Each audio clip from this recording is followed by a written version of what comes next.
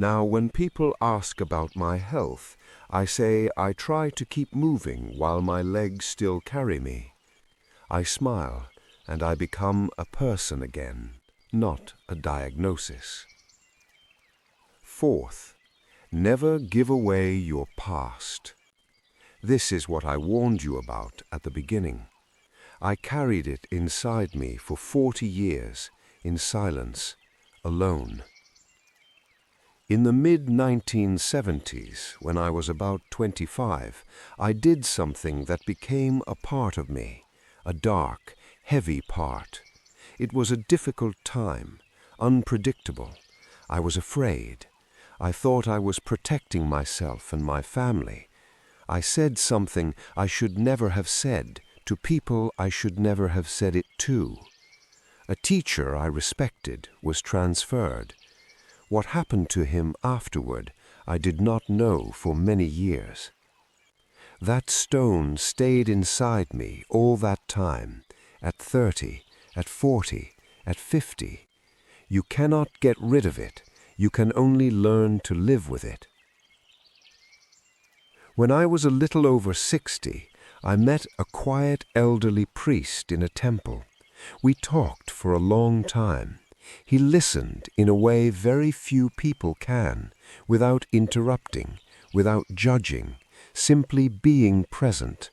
And at some point, I felt something like trust, a rare feeling when you want to release something you have held for too long. I told him, not everything, but the most important part. For a few days it felt easier, as if I had removed a splinter that had been lodged so deep it felt like part of my body. But a few months later, my son came home with a heavy expression. He sat across from me, stayed silent for a long time, then asked, "Father, is it true?" It was one of the hardest evenings of my life, harder than many others, because explaining your past to someone who looks at you with confusion in their eyes is unbearable. I do not blame that priest. Perhaps words simply have a life of their own. We lose control over them the moment we speak them. But the conclusion stayed with me forever. The past is not something you share. It is something you work through, inside, alone, because people do not forgive the way we would like them to. They say they will, they believe it, but one day, in a difficult moment, everything resurfaces, and what you said as a confession becomes something you can never wash away. Your past is not a sentence, but it should not be public either. Learn from it, change, but do not give it away as if it will make things lighter. It usually doesn't. Usually, it does the opposite. And finally, the fifth, the most painful for me personally. Never, do you hear me, never reveal someone else's secret. I had a friend. We met at the factory when we were just over 20. We went through very difficult years together, the kind you cannot explain to someone who didn't live through them. True friendship, the kind that doesn't need words. You just walk side by side, and that is enough. Many years ago, he told me something about his son, something terrible, something the family never spoke about, something that had been destroying him from within for a long time. He told me, and only me. I felt the weight he was handing over to me. I accepted it. I thought, this is what true friendship is. A few days later, my friend called.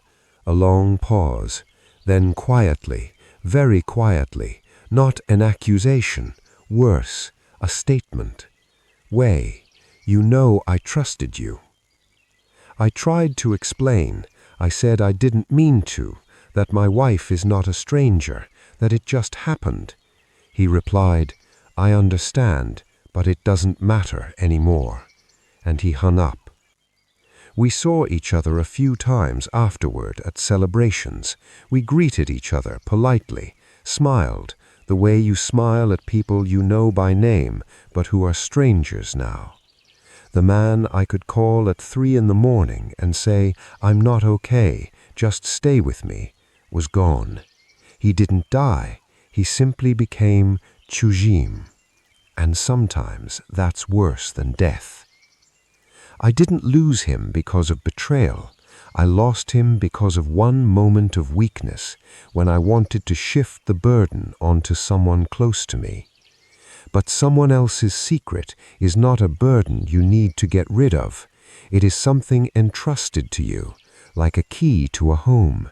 You don't hand it to someone else just because they live nearby. Since then, I have one rule. If someone tells me something in confidence, it stays inside me forever. No one, never, under any circumstances, because keeping someone else's secret is not difficult, it is an honor. And when people feel that you know how to remain silent, they are drawn to you, because there are few people like that. With you, they feel safe, and at our age, that's more valuable than money, more valuable than recognition, more valuable than many things. That's all I wanted to say. 5 things, seemingly simple and unbearably difficult in real life. Do not speak about your dreams until they become reality. Do not speak about money if you do not want to lose both money and people. Carry your pain with dignity, not as an announcement. Do not give your past to those who do not know how to handle it, and keep other people's secrets as you would guard a life. I am 76 years old. I have lived through everything I spoke about today, and I do not regret my life, but I regret my words. Specific words said on specific evenings at a festive table in a quiet temple to my wife before sleep. I remember them all, word for word. My father used to say, "A word is an arrow." I heard that since childhood. I nodded, I agreed, and still I spent most of my life learning it the hard way. But now I know something more. Silence is not emptiness. Silence is the space where dignity lives. When you stop giving your words to everyone, you begin to value them, and people begin to value you, truly, not as a resource, not as a complainer, not as an archive of old stories, but as a person who has something to say and knows when to remain silent. That is rare. That is power. That is what I have learned over 76 years. Stay wise, take care of yourself, and remember, not everything that can be said should be said. Sometimes the best thing you can do for the people you love is to remain silent. I am 76 years old. And the worst thing I have done in my life is not what I did.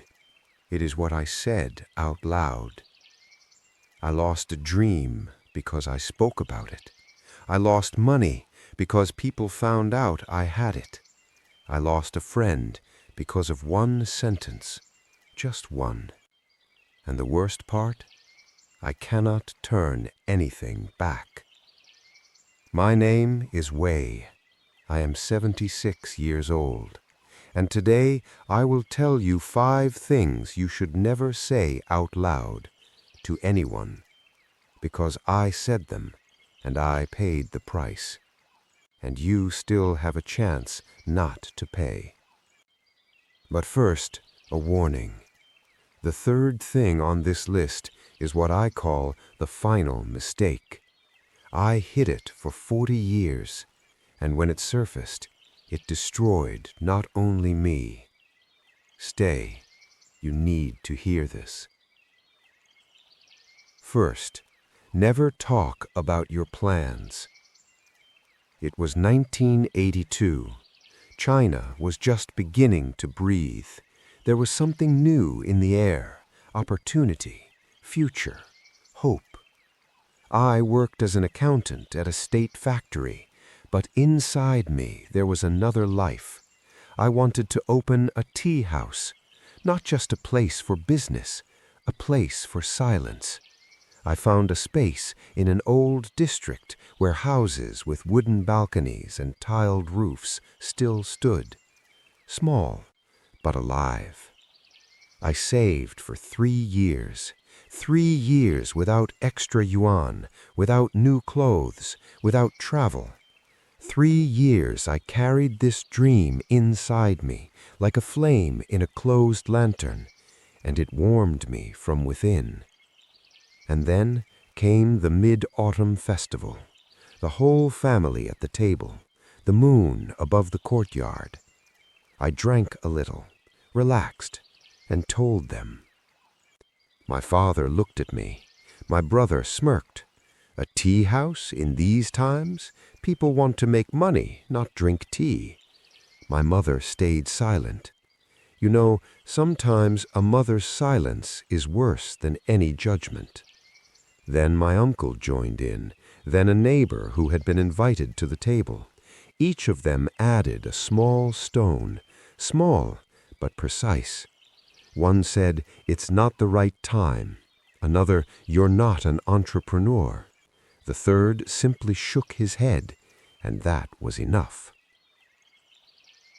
I convinced myself they were right, that I should wait, that there would be a better moment. But here is the trap of the better moment. It only comes to those who don't wait for permission. 12 years later, in that very place, a tea house opened, someone else's. It is still there today. Every time I pass by and see people inside, holding cups, sitting in silence, exactly as I imagined, I stop for a second, maybe 2. This is what I didn't understand back then. When you talk about a dream, your brain receives a small victory, as if something has already been done. The flame dims a little, and the people around you, they're not bad.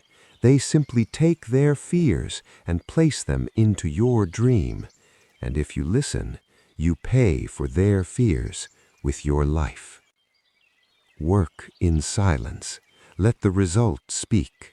When everything is done, then speak, because by then, no one can stop you. Second, never talk about money. My neighbor, Lao Chen, 71 years old, all his life an engineer, riding an old bicycle even when he could afford a car. He saved quietly, methodically, without necessary words. By retirement, he had enough to sleep peacefully. One evening at dinner with his nephew, after a few drinks of baijiu, the nephew asked, "Uncle, how are you? Do you have enough?" Lao Chen smiled. He said, "I'm not complaining. Everything worked out." 1 sentence, 4 words, and everything changed. 2 weeks later, the nephew called. He needed money for a business.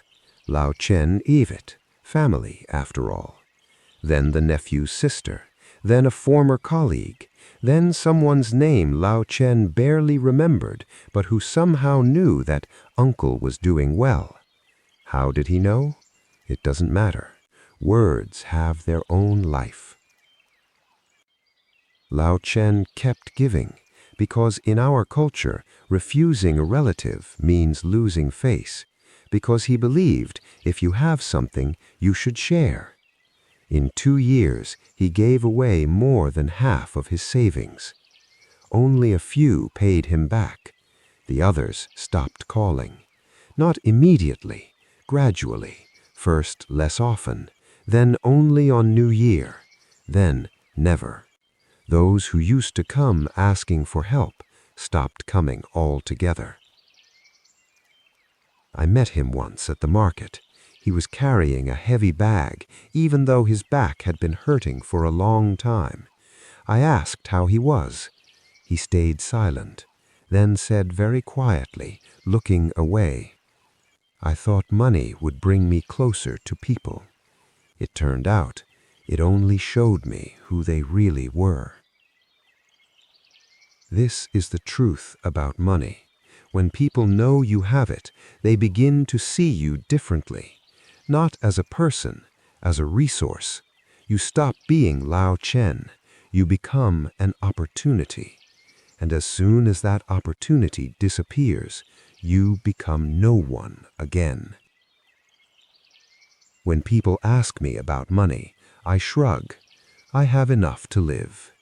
No details, no numbers, because your money is your freedom, and sharing that information means giving away part of that freedom.